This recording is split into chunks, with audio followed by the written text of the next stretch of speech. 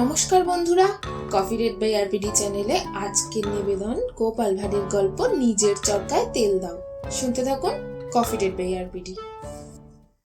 একদিন গোপালের কোনো এক বন্ধু এসে মহারাজকে কান ভারী করার জন্য গোপনে জানালো,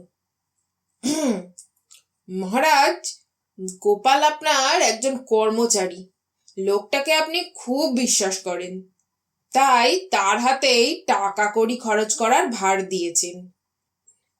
গোপাল কিন্তু আপনার অনেক টাকা সরিয়েছে, আপনি একবার হিসেবটা মিলিয়ে দেখুন। মহারাজ প্রথমে কিছুতেই লোকটির কথা কানে তুলতে চাইছিলেন না। বলেন, গোপাল আমার বিশ্বাসী লোক, সে কখনো অমন কাজ করতে পারে না। কোনোদিন টাকা কড়ি এদিক সেদিক করবার লোক সে নয়, আমি তাকে বিশ্বাস করি।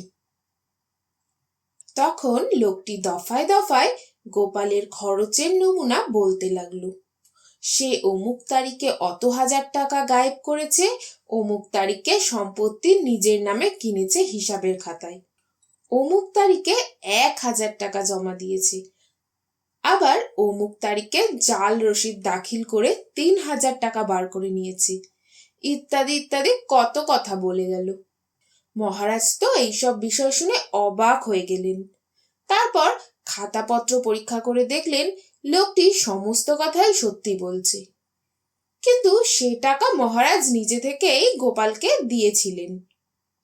যেমন যেমন দিয়েছেন প্রায় সবই মিলে যাচ্ছে।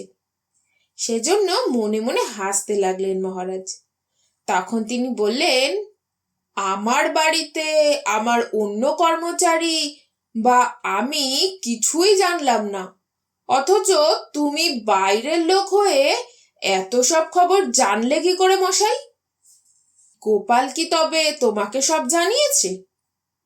লোকটি বলল, গোপালের যা আয় তার চাইতে ব্যয় অনেক বেশি, ও প্রচুর টাকা ওড়াচ্ছে অনবরত, তাই গোপালের নামে আপনার কাছে নালিশ করলাম সাবধান হওয়ার জন্য। মহারাজ বললেন, তা বটে, তা বাপু তোমার নাম ধামটা আমি আগে জানতে চাই, তুমি কোথায় থাকো এবং তোমার নাম কি? লোকটি সবিস্ময়ে প্রশ্ন করল, আমার নাম?